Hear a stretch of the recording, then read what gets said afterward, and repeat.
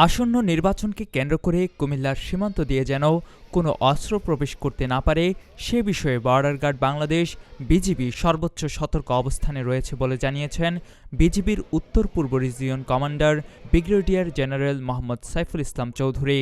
৬ জানুয়ারি মঙ্গলবার চৌদ্দগ্রাম উপজেলার সীমান্তবর্তী আমানগন্ডা উচ্চ বিদ্যালয় মাঠে ১০ বিজিবি কুমিল্লা ব্যাটালিয়নের ব্যবস্থাপনায় আয়োজিত এক অনুষ্ঠানে প্রধান অতিথির বক্তব্যে তিনি এসব কথা বলেন। ব্রিগেডিয়ার জেনারেল মোহাম্মদ সাইফুল ইসলাম চৌধুরী বলেন, আসন্ন নির্বাচনে বিজিবির যারা দায়িত্ব পালন করবেন তাদের প্রশিক্ষণ শেষ পর্যায়ে রয়েছে। অবৈধ অস্ত্র একটি বড় কনসার্ন উল্লেখ করে তিনি বলেন, নির্বাচনকে সামনে রেখে যেন নতুন করে কোনো অস্ত্র প্রবেশ করতে না পারে এবং পুলিশের লুণ্ঠিত অস্ত্র উদ্ধারে বিজিবি কাজ করছে। এরই মধ্যে বেশ কিছু অস্ত্র উদ্ধার করার কথা জানান তিনি।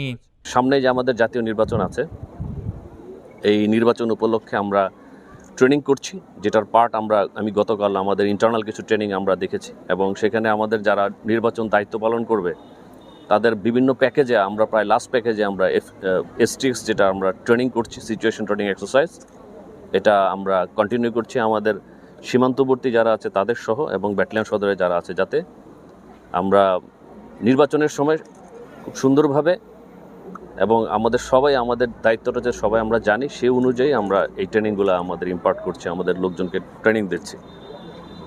আর যেহেতু অবৈধ অস্ত্র একটা বড় একটা কনসার্ন, আমাদের সহ সব আইনশৃঙ্খলা রক্ষাকারী বাহিনী যারা আছে সবাই কিন্তু একটা কনসার্ন থাকে।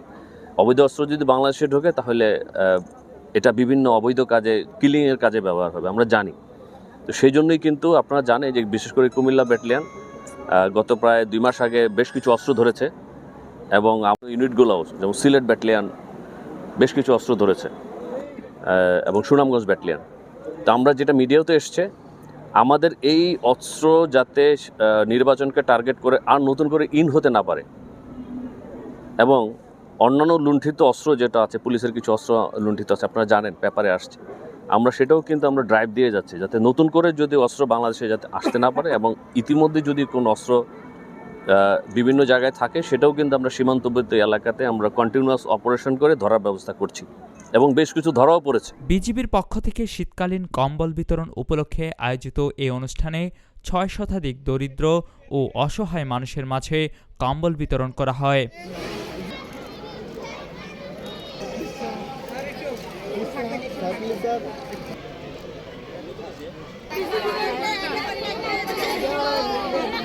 এ সময় উপস্থিত ছিলেন BGB Comilla sector commander colonel Rakibul Hasan, ১০ BGB ব্যাটালিয়নের অধিনায়ক লেফটেন্যান্ট কর্নেল মীর আলী এজাজ সহ ঊর্ধ্বতন কর্মকর্তা, জেসিও ও বিজিবি সদস্যরা।